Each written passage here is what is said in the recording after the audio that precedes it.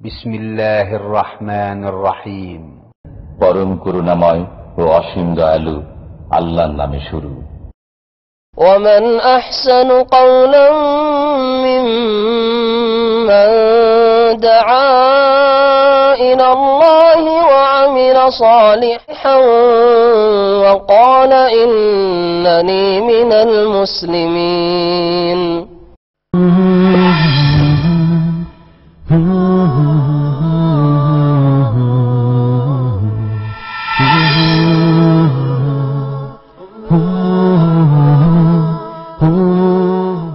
السلام عليكم ورحمة الله وبركاته. الحمد لله على الأجلل والواحد الفرد القديم الأول، والصلاة والسلام على رسوله الأكرم وعلى آله وصحبه ومن تبعهم بإحسان إلى يوم الدين. أما بعد، فأعوذ بالله من الشيطان الرجيم. بسم الله الرحمن الرحيم. قال تعالى في القرآن الحكيم: والذين جاهدوا فينا لنهدينهم سبلنا. وقال عز وجل: يا أيها الذين آمنوا اتقوا الله وكونوا مع الصادقين. وعن عائشة رضي الله عنها قالت: كان رسول الله صلى الله عليه وسلم يصوم الشعبان كله إلا قليلا. رواه البخاري رحمه الله. যাবতীয় প্রশংসা ও গুণগান সিদ্ধশানা একমাত্র সেই মহামহিয়ান মহান রব্বুল ইজ্জাতের জন্য, যার অশেষ মেহেরবানিতে আমরা জুমার নামাজ জামাতের সাথে আদায় করে আজকে প্রদত্ত খুতবার বাংলা অনুবাদ শোনার সুযোগ পেয়েছি। যে আল্লাহ আমাদেরকে সুস্থ রেখে সে তৌফিক দান করলেন, সেই আল্লাহর প্রশংসা করি আলহামদুলিল্লাহ। সালাত ও সালাম বর্ষিত হোক প্রিয় নবী মুহাম্মদ সাল্লাল্লাহু আলাইহি ওয়াসাল্লামের উপরে। সম্মানিত ভাই এবং বন্ধুগণ, মহান রব্বুল আলামিন আমাদেরকে এই পৃথিবীতে সৃষ্টি করেছেন একমাত্র তার ইবাদত করার জন্য। তিনি বলেছেন, ওমা খালাকতুল জিন্না ওয়াল ইনসা ইল্লা লিয়াবুদুন। জিন এবং ইনসানকে আমি কেবলমাত্র আমার ইবাদতের জন্য সৃষ্টি করেছি, এবং এই ইবাদত করার জন্যই, পৃথিবীতে আল্লাহর তাওহীদ প্রতিষ্ঠার জন্যই আল্লাহ তাআলা যুগে যুগে অনেক নবী ও রাসূল প্রেরণ করে বলেছেন, ওয়ালাকাদ বাআসনা ফি কুল্লি উম্মাতির রাসূলা। আমি প্রত্যেক উম্মাতের কাছে একজন করে রাসূল প্রেরণ করেছি এই মর্মে, এই বিধান দিয়ে, এজন্য যে আনি ইবুদুল্লাহ, তোমরা এক আল্লাহর ইবাদত করবে, এবং ওয়াজতানিবুত তাগুত, আল্লাহ ছাড়া যাদের পূজা অর্চনা করা হয় তাদের থেকে তোমরা বিরত থাকবে। কিন্তু সময়ের আবর্তে পড়ে আমাদের অবস্থা এমন যে আমরা মহান রব্বুল আলামিনকে বলে ভুলে গেছি। হয়তো এমনও মেলা লোক আছে যে জুমার নামাজ পর্যন্ত পড়ে না। অনেক এমন লোক আছে যারা হয়তো শুধু জুমার নামাজ পড়ে। অনেক লোকও আমাদের মাঝে, এমন লোক আমাদের সমাজে পাওয়া যাবে যারা হয়তো শুধু 2 ঈদের নামাজ পড়ে। তো এই অবস্থা আমাদের, এবং অনেকে আমরা 5 ওয়াক্ত নামাজ পড়েই মনে করছি আমি অনেক ইবাদত করে ফেলেছি। অথচ সাহাবায়ে কিরাম তাদের ইমানের মজবুতি, দৃঢ়তা সহ 5 ওয়াক্ত নামাজ, তাহাজ্জুদ সবকিছু করার পরও নিজেদের ব্যাপারে আল্লাহর কাছে ভয় করতেন যে না জানে পরকালে কি হয়, আমার ইবাদতগুলো কবুল হলো কিনা। সর্বোপরি বর্তমান সময়ে আমরা আল্লাহর ইবাদতে অনেক অলসতার মধ্যে রয়েছি। এজন্য শেখ প্রথমেই বলছেন যে আমাদের প্রত্যেকের উচিত, যে জন্য মহান রব্বুল আলামিন আমাদের সৃষ্টি করেছেন, সেই চেষ্টাকে, সেই উদ্দেশ্যকে বাস্তবায়ন করা, এবং সদা সর্বদা আল্লাহর ইবাদতে নিজের জীবনকে পরিচালিত করা। এবং এটা অসম্ভবের কিছু নয়। হয়তো অনেকে ভাবছেন যে সবসময় কি তাহলে নামাজ পড়বো, সবসময় কি কোরআন তেলাওয়াত করবো, সবসময় কি রোজা প্রতিদিন রোজাই রাখবো। সম্মানিত উপস্থিতি, আসলে সবসময় যে আপনাকে নামাজ পড়তে হবে এমনটিও না, সবসময় রোজা রাখতে হবে তাও না। বরং জীবনের প্রতিটি স্তরে, প্রতিটি ক্ষেত্রে যদি আপনি আল্লাহ ও রাসূলের বিধান মেনে চলি, তাহলেই আল্লাহর ইবাদত করা হয়। যদি আমি জীবনের প্রতিটি ক্ষেত্রে আল্লাহর এবং তার রাসূলের বিধান মেনে চলি, তাহলে আল্লাহর ইবাদত করা হয়। মসজিদে প্রবেশ করেছি, ডান পা দিয়ে প্রবেশ করব, দোয়া পড়ে প্রবেশ করব, বের হব তখন করব, পেশাব পায়খানায় যাব, তারও নিয়ম কানুন আছে। অর্থাৎ আমার জীবনের প্রতিটি স্তরে ইসলামের দেওয়া নিয়ম মেনে চললেই আমি আল্লাহর ইবাদত বন্দেগীতে নিজেকে মশগুল রাখলাম। আর সাথে ছোট্ট একটা কাজ করতে হবে, তা হলো হারাম ও নিষিদ্ধ কাজ থেকে বিরত থাকতে হবে। তাহলে আপনি আল্লাহর ইবাদত বন্দেগীতে মশগুল থাকলেন, নিজেকে ব্যস্ত রাখলেন। কিন্তু আমাদের অবস্থা এমন যে ওই বিষয়গুলো আমরা জানি না যে কিভাবে আল্লাহর ইবাদত করতে হয়, অথচ আমি চলছি। আমার চলা কি করে ইবাদত হতে পারে, আমার আয় ইনকাম কি করে ইবাদত হতে পারে, এই বিষয়গুলো আমাদেরকে জানতে হবে। এই জন্য বেশি বেশি লেখাপড়া করতে হবে। ইসলামিক সেন্টারে আলোচনাগুলো শুনছেন আলহামদুলিল্লাহ, এর সাথে নিজেকেও কিছু অধ্যাবসায় করতে হবে। শুধু শোনাই যথেষ্ট না, কিছু সময় পড়তে হবে এবং নিজেকে জ্ঞান চর্চায় মশগুল করতে হবে। কারণ জ্ঞান হলো আলো, আর অজ্ঞতা হলো, মূর্খতা হলো অন্ধকার। অন্ধকারে যারা থাকে তারা দিন সম্পর্কে জ্ঞান অর্জন করতে পারে না। সম্মানিত উপস্থিতি, এজন্য আমাদের মাঝে যত অলসতা আছে তা ঝেড়ে ফেলা উচিত। আল্লাহ রসুল সাল্লাল্লাহু আলাইহি ওয়াসাল্লাম একদিন আব্দুল্লাহ ইবনে ওমর রাদিয়াল্লাহু আনহুমাকে বললেন, নি'মার রাজুলু আব্দুল্লাহ লাউ কানা ইয়াকুমু বিল-লাইল। আব্দুল্লাহ ইবনে ওমর খুব ভালো মানুষ, যদি রাতের নামাজ আদা করত, মানে তাহাজ্জুদের নামাজ আদা করলে খুবই ভালো মানুষ, যদি এটা করত তাহলে খুবই ভালো হতো। আব্দুল্লাহ ইবনে ওমর রাদিয়াল্লাহু আনহুমা বলছেন, রাসূল সাল্লাল্লাহু আলাইহি ওয়াসাল্লামের এই কথা শোনার পর আমি কোনোদিন তাহাজ্জুদের নামাজ ছাড়ি নাই। আল্লাহু আকবার।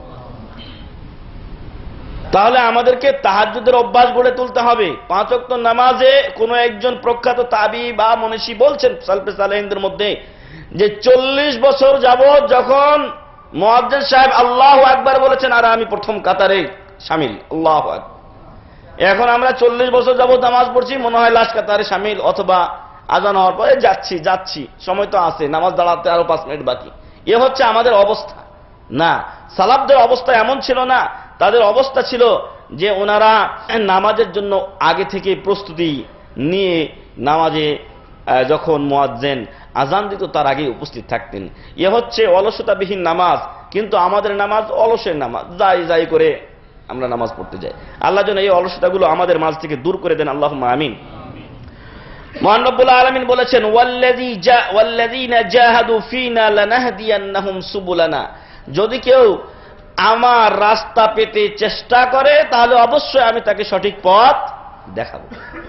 ইসলামিক সেন্টারে এসেছি বলে যে সবকিছুই আমি হয়ে গেছি, জান্নাতের সার্টিফিকেট চলে এসেছে কি না, জান্নাত পাবেন তারাই যারা আল্লাহ ও রাসূল সাল্লাল্লাহু আলাইহি সাল্লামের দেওয়া পথে চলবেন। এজন্য সম্মানিত উপস্থিতি, আমরা যেন আল্লাহর সঠিক দিন পাওয়ার জন্য প্রতিটি স্তরে স্তরে কিভাবে আমি আমার জীবনকে, আমার পরিবারকে, আমার সমাজকে পরিচালিত করব, আমার ছেলে মেয়েদেরকে পরিচালিত করব, সেগুলো যেন আমরা জানার চেষ্টা করি, মানার চেষ্টা করি। আল্লাহ তৌফিক দান করুন, আল্লাহুম্মা আমিন। আমাদের অন্তরটাকে পরিশুদ্ধ করতে হবে। যদি অন্তর ঠিক না হয় তাহলে কিন্তু এখানে ভালো ইচ্ছাও জাগ্রত হবে না। মানুষের অন্তরটা সবচেয়ে মূল জিনিস। আল্লাহ রাসূল সাল্লাল্লাহু আলাইহি ওয়াসাল্লাম বলেছেন যে আলা ওয়া ইন্না ফিল জাসাদি মুদগা ইযা সালুহাত সালুহাল জাসাদু কুল্লু ওয়া ইযা ফাসাদাত ফাসাদাল জাসাদু কুল্লু আলা ওয়া হিয়াল কলব। মানুষের অন্তরে এমন একটা জিনিস আছে, এই জিনিসটা যদি ঠিক হয় তাহলে পুরো শরীরটা ঠিক চলবে, আর যদি ওই জিনিস খারাপ হয়ে যায় তাহলে শরীরও কি হয়ে যাবে, নষ্ট হয়ে যাবে। আলা ওয়া হিয়াল কলব, আর সেই জিনিসটা হলো মানুষের হার্ট, হৃদয়, অন্তর। অন্তর খারাপ হয়ে গেলে যতই বাইরে ভালো দেখাক না কেন, বেশভূষা দেখাক না কেন, মৌলানা মৌলবীগিরি দেখাক না কেন, মুসাল্লিগিরি দেখাক না কেন, কোনো ফায়দা হবে না। মুসলিম শরীফের লম্বা হাদিসে বর্ণিত হয়েছে 3 জন ব্যক্তিকে কিয়ামতের দিন নিয়ে আসা হবে এবং তাদেরকে মহান রব্বুল আলামিন তার নিয়ামতের কথা স্মরণ করিয়ে দিবেন। একজন মুজাহিদ, একজন বড় আলেম বক্তা, আর একজন দানশীল। প্রত্যেকেই বলবে আপনার রাস্তায় আপনি আমাদেরকে যে নিয়ামত দিয়েছিলেন তা ব্যয় করতে করতে আমাদের জীবন শেষ করেছি। আল্লাহ প্রত্যেকেই বলবেন তোমরা মিথ্যা বলছো, বরং তোমরা এগুলো করেছিলে দুনিয়াতে নাম পাওয়ার জন্য। অন্তর ঠিক ছিল না, বাহির কিন্তু মানুষ জানতো যে মাশাআল্লাহ বড় আলেম, বড় মুজাহিদ, বড় দানশীল লোক, কিন্তু অন্তর খারাপ থাকার কারণে কি হবে, তাদেরকে নাকের উপরে ভর করে টানতে টানতে জাহান্নামে নিক্ষেপ করা হবে। নাউযুবিল্লাহি মিন যালিক। এজন্য আমাদের প্রত্যেকের উচিত আমাদের অন্তরটাকে পরিশুদ্ধ করা।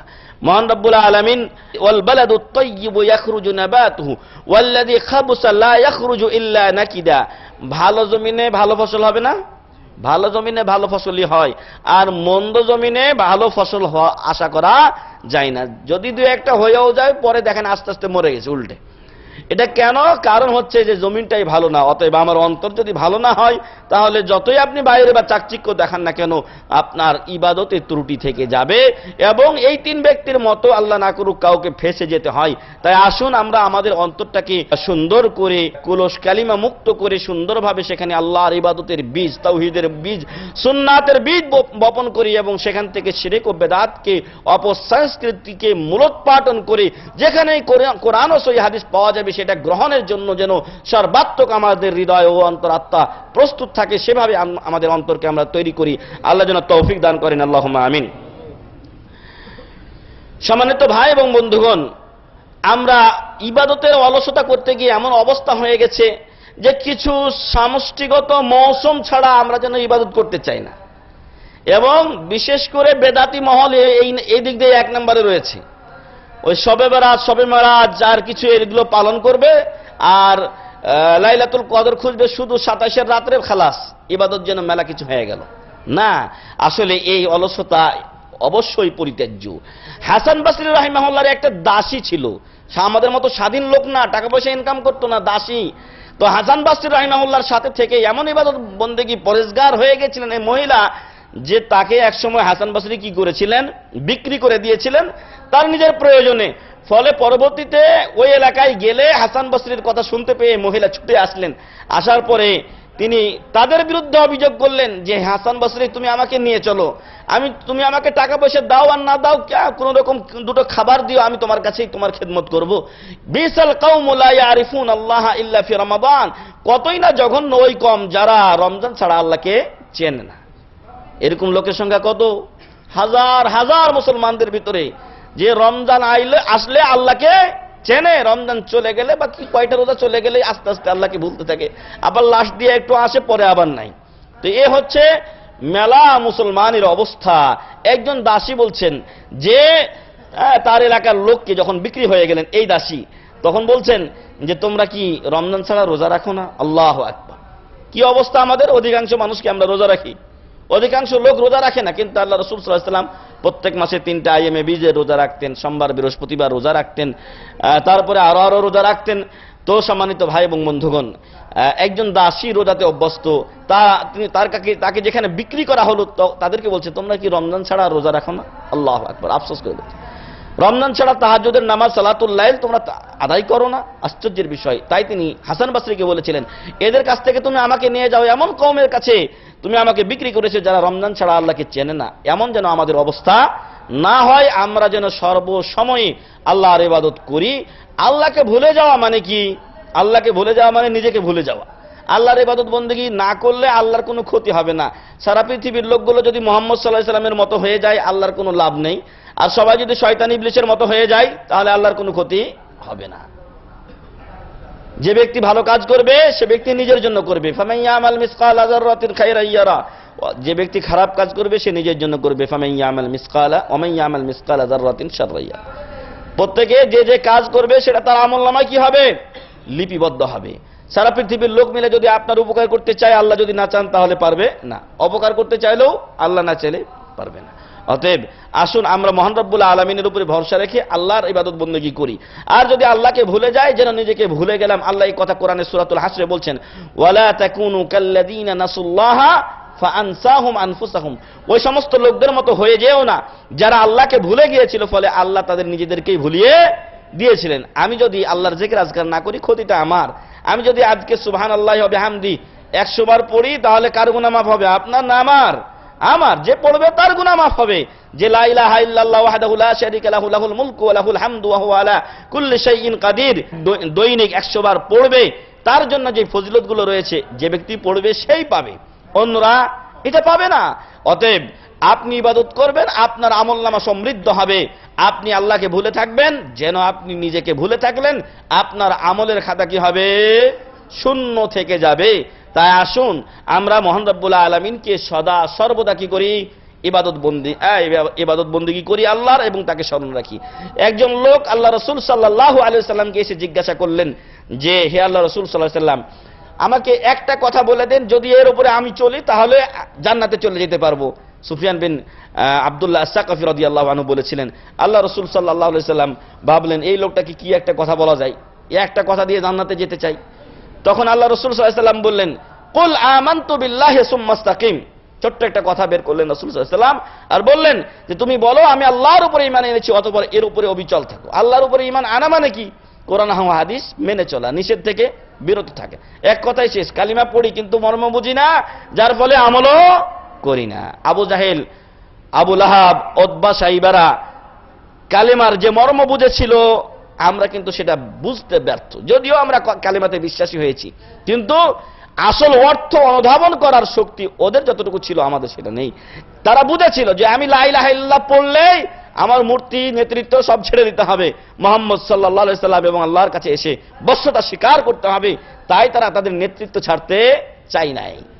কিন্তু আমরা মুসলমানও পরিচয় দেই, গণতন্ত্র দিয়ে দেশও চালাই, ইসলাম বিরোধী কাজও করি, সবই চলে ডামাডোলের অবস্থায় আমাদের। আল্লাহ যেন এগুলো থেকে আমাদেরকে হেফাজত করেন, আল্লাহুম্মা আমিন, এবং সঠিক ইসলামের উপরে আল্লাহ আমাদেরকে চলার তৌফিক দান করেন, আল্লাহুম্মা আমিন। এরপর শায়েখ বলেছেন শাবান মাস সম্পর্কে একটু আলোচনা উনি করেছেন। শাবান মাসে আল্লাহ রাসূল সাল্লাল্লাহু আলাইহি ওয়াসাল্লাম অধিক হারে রোজা রাখতেন। আয়েশা রাদিয়াল্লাহু আনহা বর্ণনা করেছেন বুখারী শরীফের হাদিস যে আল্লাহ রাসূল সাল্লাল্লাহু আলাইহি ওয়াসাল্লামকে আমি রমজান ছাড়া অন্য কোনো মাস পরিপূর্ণ রোজা রাখতে দেখি নাই। যদি কোনো মাস পরিপূর্ণ রোজা রেখেছেন তাহলে সেটা কোন মাস? রমজান মাস।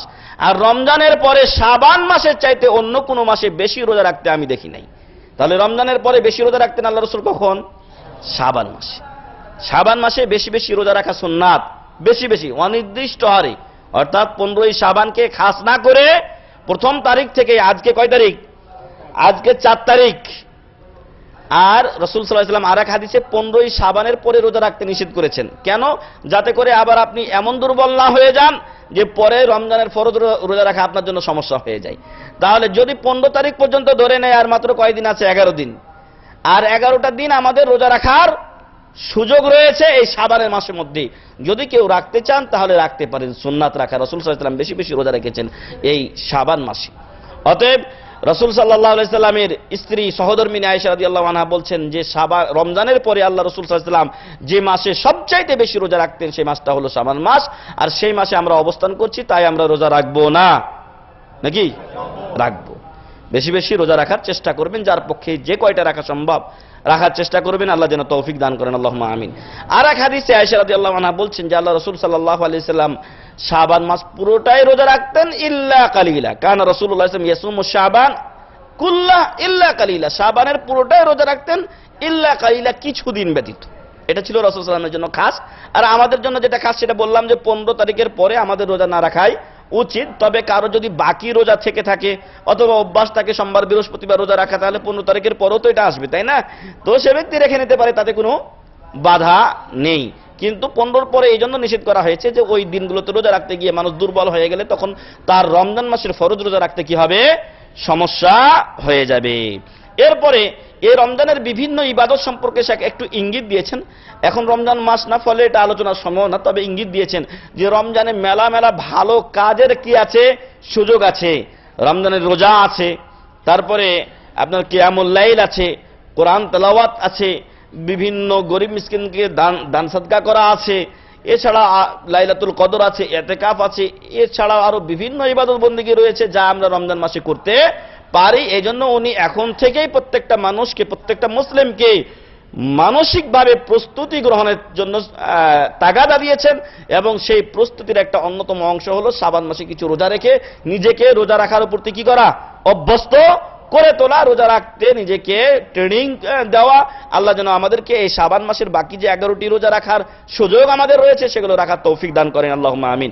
আর খেয়াল রাখুন যে যদি আপনি একটা দিন রোজা রাখেন আল্লাহর রাস্তায়, তাহলে আপনার চেহারাকে আল্লাহ তাআলা 70 বছর জাহান্নামের দূরত্বে নিয়ে যাবেন। সুবহানাল্লাহ। 70 বছর দূরত্বে জাহান্নাম, অতটুকু দূরে আপনার চেহারাকে আল্লাহ রাখবেন। তাহলে এই রোজাগুলো রাখা আমাদের দরকার কিনা বলুন তো? অবশ্যই দরকার। বিশেষ করে রাসূল সাল্লাল্লাহু আলাইহি ওয়াসাল্লাম একটা মহৌষধ দিয়েছেন যাদের সাথে স্ত্রী থাকে না, অথবা যে সমস্ত যুবকেরা টাকা পয়সা নিয়ে বিয়ে শাদী করতে পারছেন না, তাদেরকে আল্লাহ রাসূল কি বলেছেন? রোজা রাখতে বলেছেন। কারণ রোজা রাখলে নিজেদের যে কুওয়াত, সে যে শক্তি মর্দামি, সেটা কি থাকে?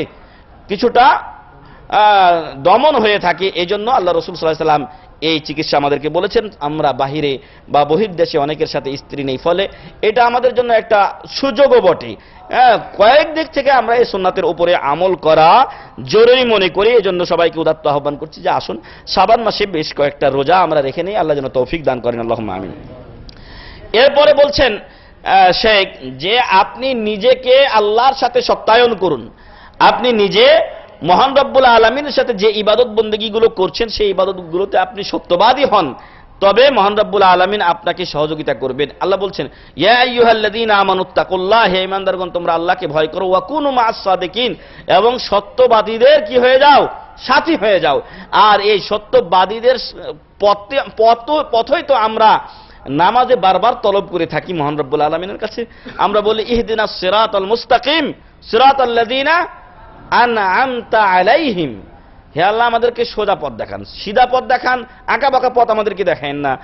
আর সেই পথ দেখান যাদের প্রতি আপনি নিয়ামত দিয়েছেন, আন'আমতা আলাইহিম, যাদেরকে নিয়ামত দিয়েছেন, আপনি অনুগ্রহ করেছেন, তাদের পথ দেখান। এরা কারা? অন্য আয়াতে বলা হয়েছে মিনান নাবিয়্যিন ওয়াস সিদ্দিকিন ওয়াস শুহাদা ওয়াস সালিহিন। তাহলে এই চার প্রকার লোককে আল্লাহ তাআলা নিয়ামত দিয়েছেন। তার মধ্যে অন্যতম এক প্রকার হলো সিদ্দিক, সত্যবাদীগণ।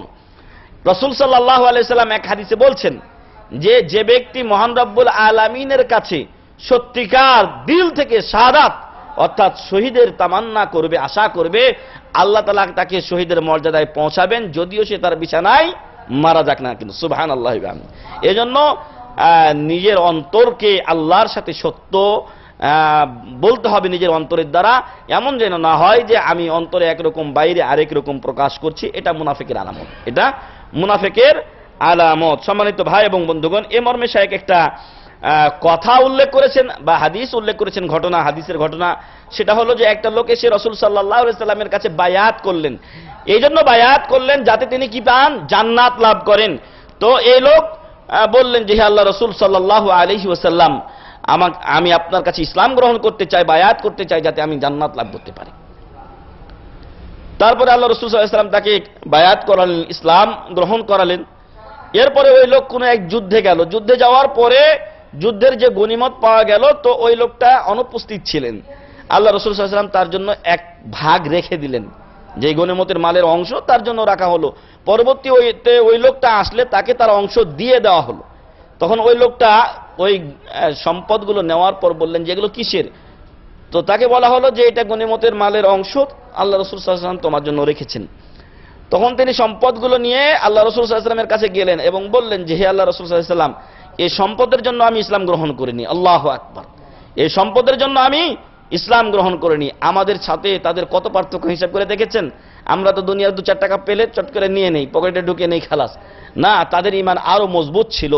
তিনি বলছেন যে এই টাকা পয়সার জন্য, এই সম্পদের জন্য আমি আপনার কাছে ইসলাম গ্রহণ করিনি, লড়াইও করতে আসি না এই জন্য, বরং আমি এই জন্য লড়াই করতে এসেছি যে আমি বীর বিক্রমে লড়াই করব, আর শত্রু পক্ষ আমার গলা কাটবে অথবা গলায় আমার তীর লাগবে, আর আমি শাহাদাত বরণ করে আল্লাহর কাছে কোথায় চলে যাব?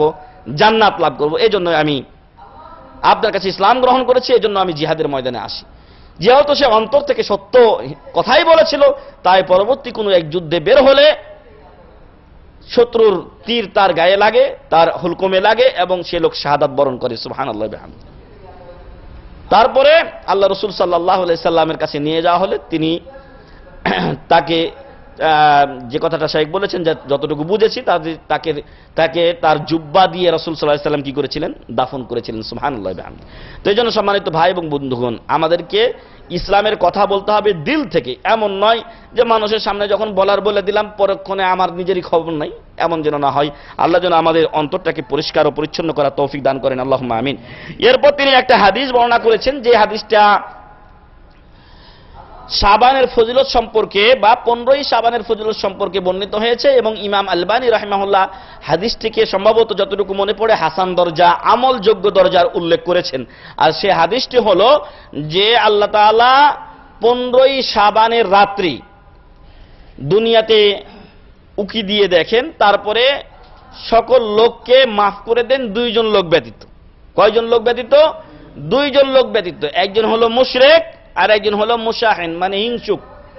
একজন মুশরিক আর একজন মুশাহিন, এই দুইজন লোক ব্যতীত বাকিদেরকে আল্লাহ তাআলা কি করেন?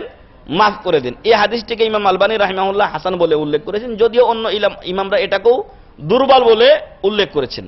তো এই হাদিসের দ্বারা অনেকে 15ই শাবানের ইবাদত করার দলিল খুঁজে থাকে। আসলে যদি এই হাদিসটা সত্য বলে মেনেও নেই, তবুও এই হাদিসে ইবাদতের কথা আছে কি? না। বরং আমভাবে আল্লাহ তাআলা এই দুনিয়াতে উকি দেন বা দুনিয়ার প্রতি দেখেন, দেখার পরে এই দুই লোক ব্যতীত সবাইকে আল্লাহ তাআলা মাফ করে দিয়ে থাকেন।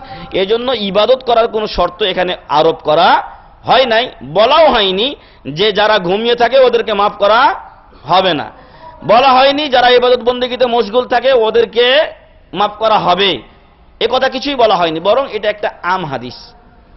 তবে এই হাদিসটা ওই হাদিসের সাথেই সামঞ্জস্যশীল যে শুধু শাবানের রাত্রেই নয়, বরং প্রত্যেক রাত্রের শেষ ভাগে মহান রব্বুল আলামিন দুনিয়ার আকাশে আগমন করেন এবং বলতে থাকেন যে তোমাদের কার কি সমস্যা আছে আমার কাছে পেশ করো, আমি তোমাদের সমস্যাগুলো কি করব?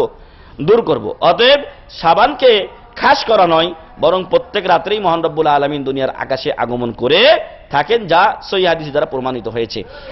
আর এখানে শায়েখ বলেছেন যে শিরক এক মারাত্মক গুনাহ, যে ব্যাপারে স্বয়ং নবীগণকেও সতর্ক ও সাবধান করে দেওয়া হয়েছে।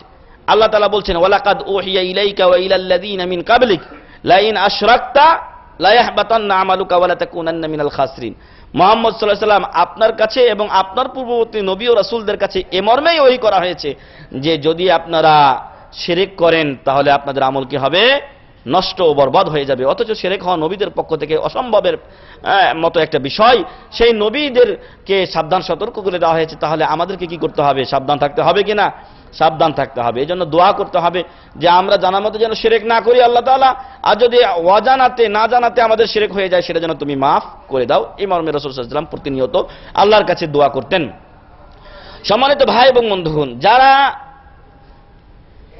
15ই শাবানের রাত্রে বিভিন্ন ইবাদতে মশগুল থাকে, এ সমস্ত লোকেরা বেশিরভাগ পীরপন্থী এবং মাজারপন্থী, তাই না? ফলে মুশরিক হওয়াটা অতীব সম্ভাবনা এবং বেশিরভাগ লোক মুশরিকি আকীদাতেই বিশ্বাসী, যার ফলে যারা ঘুমিয়ে আছে কিন্তু তার তাওহীদ ঠিক আছে, ওই সমস্ত লোকগুলো আল্লাহর পক্ষ থেকে ক্ষমা পাওয়ার আশা করা যায়। কিন্তু ওই হাদিস যদি আমরা সহিহ বলে বা হাসান বলে ধরেও নেই, কিন্তু যারা ইবাদত বন্দেগী করছে বেদাতি তরিকায় এবং বিভিন্ন শিরকি আমলে, বিভিন্ন শিরকি আকীদায় বিশ্বাসী, ওই সমস্ত লোকেরা হাজারো রাত যদি জাগে, ওদের মাফ করার আশা পাওয়া যায় কি? না, ওদের মাফ হবে না। কেন হবে না? কারণ হাদিসের শেষাংশে রয়েছে যে আল্লাহ মুশরিককে মাফ করবেন না। তাহলে এই শিরক থেকে আমাদেরকে বিরত থাকতে হবে।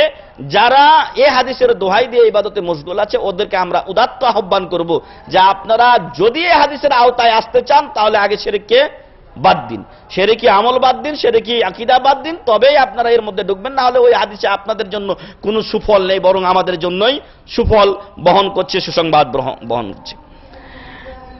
এরপরে বলা হয়েছে মুশাহিন, হিংসুক ব্যক্তি। হিংসুক ব্যক্তি থেকে আমাদেরকে মহান রব্বুল আলামিন তার কাছে আশ্রয় চাইতে বলেছেন। সূরাতুল ফালাকের শেষে বলা হয়েছে অমিন শাররি হাসিদিন ইযা হাসাদ, হে আল্লাহ তোমার কাছে হিংসুকের হিংসা থেকে আমি আশ্রয় চাই যখন সে হিংসা করে। তো এই হিংসুক লোকেরা অন্যের ভালো দেখে সহ্য করতে পারে না, তার মানে এরা কি করে? আল্লাহর তকদিরের উপরে হাত দেয়। আল্লাহ আপনাকে একটা জিনিস দিয়েছেন আর হিংসুক কি করে? দেখতে পারে না, আরে ওইটা পাওয়া গেল আমি পাইলাম না। তুমিও আল্লাহর কাছে চাও যে আল্লাহ ওই ভাইকে দিয়েছে, সে আল্লাহ তোমাকেও দিতে পারে। এই জন্য হিংসা থেকে সম্পূর্ণ আমাদেরকে মুক্ত হতে হবে। আর যে লোক হিংসুক তাকে আল্লাহ তাআলা ক্ষমা করবেন না, এই হাদিস দ্বারা প্রমাণিত হয়। 2 নাম্বার হচ্ছে যে আল্লাহ তাআলা যখন কোনো দুই লোক হিংসায় মশগুল থাকে তখন বা হিংসা করে, ওদের ব্যাপারে আল্লাহ তাআলা বলেন যে উনজুরু হাজাইন, এই দুই লোককে তোমরা একটু অবকাশ দাও, হাত্তা ইয়াতুবা, হতে পারে তারা কি করতে পারে? তওবা করতে পারে। যদি তওবা করে ফিরে আসে তাহলে ওদের জন্য আমার ক্ষমা রয়েছে, আর যদি তওবা করে ফিরে না আসে তাহলে ওদের জন্য আমার ক্ষমা নেই। ঠিক আছে, এই জন্য আপনার অন্তরকে পরিষ্কার রাখুন। একজন লোক একদিন মসজিদ দিয়ে আগমন করছে, তো রাসূল সাল্লাল্লাহু দরজা দিয়ে আগমন করছে, মসজিদে বসা রাসূল সাল্লাল্লাহু আলাইহি ওয়াসাল্লাম বলছেন এখন একজন লোক আসবে, সেই লোকটা জান্নাতি। এখন একজন লোক আসবে জান্নাতি। তো লোকটা ওযু করে আসছেন, হাতে তার জুতা আর দাড়ি দিয়ে টপ টপ করে পানি পড়ছে। তো ওই লোকটা আসলেন, এসে সালাম দিলেন। তো 3 দিন এরকম বলা হলো, 3 দিনই রাসূল সাল্লাল্লাহু আলাইহি সাল্লাম বলেছিলেন যে এখন একটা লোক ঢুকবে জান্নাতি। তো 3 দিনই ওই লোকটাই ঢুকছে।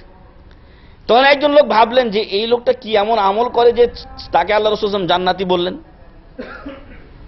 তো ওই লোকটার বাড়িতে উনি মেহমান হলেন, ওই লোকটার বাড়িতে উনি মেহমান হলেন। 1 দিন 2 দিন থাকার পরে তার ভিতরে আলাদা কোনো ইবাদত তিনি দেখতে পেলেন না, যা নিজে ইবাদত করেন ওই রকমই তিনি ইবাদত করছেন। তখন তিনি তাকে জিজ্ঞাসা করছেন যে ইয়া হাজা, হে অমুক, রাসূল সাল্লাল্লাহু আলাইহি সাল্লাম তোমার ব্যাপারে একটা কথা বলেছিলেন যে তুমি জান্নাতি, দরজা দিয়ে একটা লোক ঢুকবে সে জান্নাতি। 3 দিনই তুমি ঢুকেছিলে, তোমার সাথে আমি 2-3 দিন থাকলাম, কিন্তু কোনো বিশেষ ইবাদত বা আমল তোমার ভিতরে দেখতে পেলাম না। তুমি এমন কি কাজ করো যার কারণে তোমাকে আল্লাহ রাসূল সাল্লাল্লাহু আলাইহি ওয়াসাল্লাম জান্নাতি বলে উল্লেখ করেছেন? তখন ওই লোকটা বললেন যে আমি তো তেমন কোনো কাজ করি না, তবে আমি যখন ঘুমাতে যাই তখন আমার অন্তরে কারোর প্রতি হিংসা বিদ্বেষ থাকে না, আমি যদি আমার উপর জুলুম টুলুম করে থাকে আমি মাফ করে দিই। সুবহানাল্লাহ।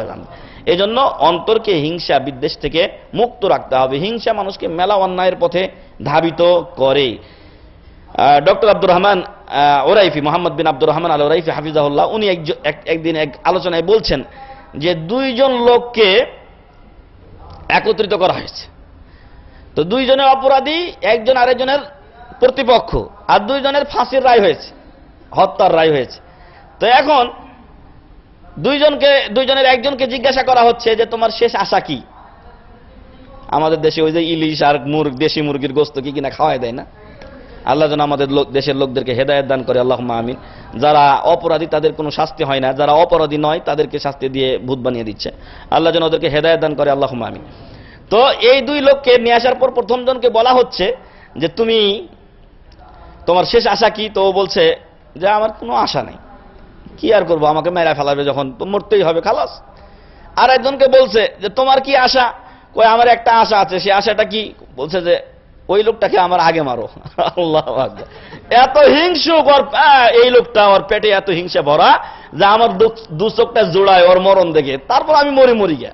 তো ও যদি আগে মরে তুই পরে মরিস, তো সব লাভটা কি? মরবি 2 জনেই।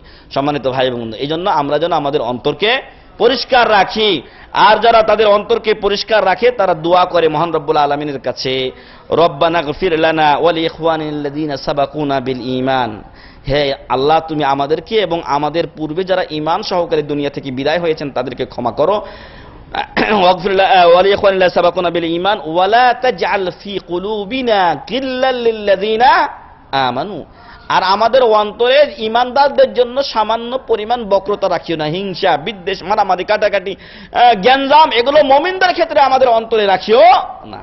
ওয়ালা তাজাল ফি কুলুবিনা গিল্লাল লিল্লাযীনা আমানু রব্বানা ইন্নাকা রাউফুর রহিম, হে আল্লাহ তুমি নিশ্চয় দয়াশীল এবং তুমি নিশ্চয় সহনশীল বা স্নেহশীল বান্দাদের প্রতি।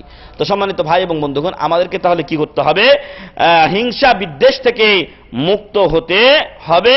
তবেই একটু আগে যে কথা বলছিলাম যে শাবানের 15 তারিখের মাপ চাওয়ার আশা করা যায়, সেটা পাবো, কিন্তু বেশিরভাগ লোকের অবস্থা হিংসা বিদ্বেষে জর্জরিত, ফলে ওই রাত্রে জেগে থেকেই যে মাপ পাওয়া যাবে তা ঠিক নয়। এরপরে শেখ উল্লেখ করেছেন এ শাবান মাস কেন্দ্রিক বিভিন্ন বেদাতের কথা, এই রাত জেগে ইবাদত বন্দেগী করা, এবং রজবেরও বেদাতের কথা উনি উল্লেখ করেছেন, যা হয়তো আগে আপনাদের সামনে আমরা বর্ণনা করেছি যে 27শে রজবে মেরাজ হয়েছিল, এইটা ঐতিহাসিকভাবে প্রমাণিত নয়, এবং এই রাত্রে ইবাদত বন্দেগী সেটাও প্রমাণিত নয়, যেটা চলে গেছে অলরেডি, এবং 15ই শাবানের রাত্রেও ইবাদত বন্দেগীর কোনো দলিল নেই। এই রাত্রে মৃত আত্মাগুলো ফিরে আসে, এটাও বাতিল কথা এবং কোরআন বিরোধী কথা। আল্লাহ বলছেন ওয়া মিন ওয়ারাইহিম বারযাখুন ইলা ইয়াউমি ইউবআসুন, কিয়ামত পর্যন্ত তাদের মাঝে প্রাচীর রাখা হয়েছে, কিয়ামত পর্যন্ত এই লোকগুলো ফিরে আসবে না। অথচ মৃত আত্মীয় স্বজনের কবর জিয়ারত করা সহ তারা ফিরে আসবে, তাদের জন্য বিধবারা কাপড় শাড়ি টাড়ি ইত্যাদি পড়া, এইসব বাজে বেদাতগুলো আমাদের সমাজে আছে। অনেক মৌলবি সাহেবরা পর্যন্ত এই যে একটা মরে গেছে আল্লাহ জানে আল্লাহ তার কি অবস্থা করছে, কারণ শিরকি আকীদার ছিল, আমরা ওগুলো কিছু বলতে চাই না। এই সমস্ত লোকগুলো প্রচার করেছে যে শবে বরাত বা নিসফু শাবান 15ই শাবানে কোরআন নাজিল হয়েছে, নাউজুবিল্লাহি মিন যালিক। দলিল হিসেবে দিয়েছে সূরা দুখানের 2-3 নম্বর আয়াত, যে ইন্না আনজালনাহু ফি লাইলাতিন মুবারাকা ইন্না কুন্না মুনজিরিন, বরকতময় রজনীতে আমি কোরআন নাজিল করেছি। আরে আল্লাহ তো বলছেন শাহরু রমাদান আল্লাযী উনজিলা ফীহিল কোরআন, আমি কোরআন নাজিল করেছি রমজান মাসে, আর ওই বরকতময় রজনী হচ্ছে রমজান মাসে, আর সেটা হলো লাইলাতুল কদর, ইন্না আনজালনাহু ফি লাইলাতিল কদর। এত স্পষ্ট দুটি আয়াত আর একটা আয়াতের স্পষ্ট ব্যাখ্যা করে দিচ্ছে, তারপরও আমাদের দেশের কাঠমোল্লার দল তারা 15ই শাবানে কোরআন নাজিল হয়েছে এই মর্মে তারা জোর প্রচার চালায়। আল্লাহ যেন ওদেরকে হেদায়েত দান করে, আল্লাহুম্মা আমিন। তাহলে এই আকীদাও বাতিল। আবার একদল লোক বিশ্বাস করে যে 15ই শাবানে কি হয়েছিল, উহুদের যুদ্ধ হয়েছিল, রাসূল সাল্লাল্লাহু আলাইহি ওয়াসাল্লামের দন্দান শহীদ হয়ে গিয়েছিল, রাসূল সাল্লাল্লাহু আলাইহি সাল্লাম শক্ত খাবার খেতে পারেননি, হালুয়া রুটি নরম খাবার খাইছিলেন, এই জন্য মেলাজন হালুয়া রুটি খায়, নাউজুবিল্লাহ মিন যালিক। আরে 3য় হিজরির শাওয়াল মাসে উহুদ যুদ্ধ হলো, আর শাওয়ালকে শাবান মাসে নিয়ে এসে হালুয়া রুটি খাওয়ার কি আছে? শাবান কোথায়, রমজান কোথায়, তারপরে শাওয়াল। শাওয়ালে 11ই শাওয়াল, সম্ভবত 11ই শাওয়াল 3য় হিজরিতে আপনার এই উহুদ যুদ্ধ হয়েছিল, আর সেটাকে শাবানে টেনে নিয়েছে হালুয়া রুটি খাওয়ার মোল্লারা একটা ব্যবস্থা করে দিয়েছে, নাউজুবিল্লাহ মিন যালিক। অতএব এছাড়াও আরো যত ইবাদত বন্দেগী 15ই শাবানকে কেন্দ্র করে করা হয় সেটা বেদাতের অন্তর্ভুক্ত, সেটা বেদাতের অন্তর্ভুক্ত। যদি আপনি আইয়ামে বীজের রোজা অন্যান্য মাসে রেখে থাকেন, এ মাসেও 15 তারিখে রোজা রাখতে কোনো বাধা নেই, কারণ আপনি আইয়ামে বীজের রোজা রাখছেন। কিন্তু ওই রাতকে খাস করে একটা রোজা রাখা, ওই দিনকে খাস করে একটা রোজা রাখা, ওই রাত্রে ইবাদত বন্দেগী করা, এটা হাদিস বহির্ভূত কাজ। তাখসিস বিল ইবাদা, দিনকে আপনি নির্ধারণ করলেন ইবাদতের সাথে, এই তাখসিসের জন্য আল্লাহর পক্ষ থেকে কি লাগবে, রাসূলের পক্ষ থেকে দলিল লাগবে। যেমন লাইলাতুল কদর সম্পর্কে আছে, লাইলাতুল কদর সম্পর্কে আছে, ইবাদত করুন আপনি লাইলাতুল কদরের জন্য, শেষ দশক জাগুন, কোথায় আপনি তখন? নাই তো। শেষ দশক জাগতে বলেছেন রাসূল সাল্লাল্লাহু আলাইহি সাল্লাম, নাই তখন। বিশেষ করে বিজয় 5টা ডাকতে বলেছে, তখনও নাই। 27 রজনীই ধরে নিয়েছে। ওই রাত্রেই যে লাইলাতুল কদর হয় এর কোনো গ্যারান্টি নেই। ওই রাত্রি অন্যতম একটি রাত্রি, এবং আশা করা যায় বেশি ওই রাত্রে হয়, কিন্তু অন্য রাত্রেও হয়ে যেতে পারে। অতএব আপনি লাইলাতুল কদর যা কোরআন ও হাদিস দ্বারা প্রমাণিত সেটাতে আপনি নেই, আর আপনি শবে বরাত আর শবে মেরাজ নিয়ে পড়ে আছেন না, এগুলোর পিছনে না পড়ে বরং অনেক লোক যারা এগুলো করে 5 ওয়াক্ত নামাজই আদা করেন না, ওদেরকে আমরা বলবো 5 ওয়াক্ত নামাজ পড়ুন, ইসলামটা আগে ঠিক করুন, তারপরে আপনি অন্য ইবাদত বন্দেগীতে মশগুল হয়েন। এরপরে শায়েখ শেষ দিকে বলেছেন যে ইবনে হাজার রাহিমাহুল্লাহ, উনি বলছেন, হাফেজ ইবনে হাজার যিনি সহিহুল বুখারীর ব্যাখ্যা করেছেন, ফাতহুল বারী লিখেছেন, এই প্রখ্যাত মনীষী বলছেন যে সালফে সালেহিনরা তারা শাবান মাসে নিজেদের ফরজ যাকাত বের করাটাকে ভালো মনে করতেন। কেন ভালো মনে করতেন? যাতে করে ফকির মিসকিনের কাছে কি থাকে, শাবান মাসে টাকা পয়সা হয়ে যায়, আর রমজান মাসে তাদের কোনো ভিক্ষার প্রয়োজন না হয়, বরং আরামসে তারা কি করতে পারে, নিশ্চিন্তায় ইবাদত বন্দেগী করতে পারে। তবে এটা করা অবশ্যই উত্তম, যাতে করে ওরা অন্তত রমজান মাসে টেনশনে না থাকে, ইবাদত বন্দেগী করতে পারেন, এতে আপনিও সওয়াবের ইনশাআল্লাহ ভাগী হবেন। এবং শাইখ বলছেন যে রমজান মাস কেন্দ্রিক আমাদের কিছু প্রজেক্ট থাকা দরকার। হতে পারে আমি গরিব, আমি 1000 লোককে খাওয়াতে পারবো না, কিন্তু আমি 10টা লোককে তো খাওয়াতে পারি, একটা লোকের তো আমি দায়িত্ব নিতে পারি। এইভাবে আমাদের কিছু ব্যবস্থা থাকা দরকার, যে গরিব মিসকিনদের আমরা হয়তো 5টা বাড়িতে 10টা বাড়িতে যদি পুরা মাসের খেজুরের ব্যবস্থাগুলো করতে পারি, অন্তত খেজুরের একটা সুন্নাত এবং ইফতার করার যে সওয়াব এটাও আমরা পাবো। একটা লম্বা হাদিসে বর্ণিত হয়েছে, যদিও হাদিসটা একটু দুর্বলতা রয়েছে, যে যদি কোনো ব্যক্তি অপরকে ইফতার করায় তাহলে ওইটা সহিহ হাদিস, যেটা এখন বলছি, যে যদি অপরকে কেউ ইফতার করায় তাহলে তার সমপরিমাণ সে নেকি লাভ করে, এটা সহিহ হাদিস, এতে কোনো বাধা নেই। তবে যেটা বলছিলাম একটু দুর্বল হাদিস, ওখানে বলা হয়েছে যে একটা খেজুর দিয়ে যদি ইফতার করান, যদি 1 গ্লাস দুধ দিয়েও ইফতার করান, একটু পানি দিয়েও ইফতার করান, তাহলেও আপনি এই সওয়াব পাবেন, সুবহানাল্লাহি ওয়া বিহামদিহি। এই হাদিসটাকে অনেকে একটু দুর্বল বলেছেন। যাই হোক, আপনি এর বিভিন্ন প্রজেক্ট রমজান কেন্দ্রিক গ্রহণ করতে পারেন, যাতে গরিব ও মিসকিনদের কি হবে, সহজ হয়ে যাবে এবং তারা সহজে ইফতার অথবা সাহারি করতে পারবেন। মহান রব্বুল আলামিনের কাছে দোয়া করি, এদেশে যেরকম এই বিভিন্ন প্রজেক্ট আছে আলহামদুলিল্লাহ, আপনারা দেখবেন যে আমাদের ইনশাআল্লাহ ইফতার ক্যাম্প হবে, 4000-5000 লোক সেখানে ইফতার করেন। প্রত্যেকটা ইসলামিক সেন্টারের আওতায় আছে, প্রত্যেকটা মসজিদ কেন্দ্রিক প্রায় আছে বিভিন্ন জায়গাতে, এবং মাশাআল্লাহ সুন্দর সুন্দর খাবার সেখানে দেওয়া হয়, ফলমূল দেওয়া হয়, জুস ইত্যাদি দেওয়া হয়, অনেক জায়গায় গাওয়া পর্যন্ত, খেজুর পর্যন্ত আমি দেখেছি। এই আপনার ওই যে আরশে বিলকিস 91-এর বাম সাইডে ওইখানে গিয়ে আমি দেখেছি যে এত সুন্দর ইফতার দেওয়া হয় মাশাআল্লাহ, কিন্তু মানুষজন সেখানে তারতিব সহকারে খায় না, মানে মনে হচ্ছে আমি সব খাবো। তো এগুলো যেন আমাদের না হয় এবং আমরা নিজেরাও যেন অপরকে দেওয়ার চেষ্টা করি। রাসূল সাল্লাল্লাহু আলাইহি ওয়াসাল্লাম বলছেন আল ইয়াদুল উলিয়া খায়রুম মিন ইয়াদিস সুফলা, দেওয়ার হাত, উপরের হাতটা উত্তম নিচের হাতের চাইতে। অতএব আমার হাত যেন উপরে হয়, নিচেরটা যেন না হয়, আর আমার হাত যদি নিচা করতে হয় যেন আল্লাহর কাছে করতে হয়। মহান রব্বুল আলামিন যেন রমজানে আমাদেরকে সঠিকভাবে ভালো ইবাদত করার তৌফিক দান করেন, আল্লাহুম্মা আমিন। শাবান মাসের বেদাত থেকে আল্লাহ হেফাজত করেন, আল্লাহুম্মা আমিন। শাবান মাসের বিশেষ সুন্নাত বেশি বেশি রোজা রাখা, এটার উপর আমল করার তৌফিক দান করেন, আল্লাহুম্মা আমিন। এবং আপনাদের কারো যদি কোনো রোজা বাকি থেকে থাকে শরীয়ী কোনো ওজনে, তাহলে সেটা কাজা আদায় করে নেবেন, যেটা ছুটে গেছে গত রমজানের, তাহলে এটা আদায় করে নেবেন। আর বিশেষ করে আমাদের মা বোনদের তো রোজা বাকি হয়, তো আমরা যেন সকলেই প্রত্যেকে নিজ নিজ বাড়িতে খোঁজ নেই, যদি কেউ না রেখে থাকে তাহলে লাস্ট সুযোগ, শেষ সুযোগ, এই যে রমজানের শাবানের কয়েকটা দিন বাকি আছে, তাদেরকে আমরা বলবো যে তোমরা রোজাটা রেখে নাও, বাকি রোজাটা। আল্লাহ যেন আমাদেরকে এই দাওয়াতি কাজটা করার তৌফিক দান করেন, আল্লাহুম্মা আমিন। রমজান কেন্দ্রিক বিভিন্ন প্রজেক্ট এবং বিভিন্ন ভালো কল্যাণকর কাজ যেন আল্লাহ তাআলা আমাদেরকে করার তৌফিক দান করেন, আল্লাহুম্মা আমিন। এবং এখন থেকে আল্লাহ যেন আমাদেরকে রমজান মাসের জন্য প্রস্তুতি গ্রহণ করার তৌফিক দান করেন, আল্লাহুম্মা আমিন।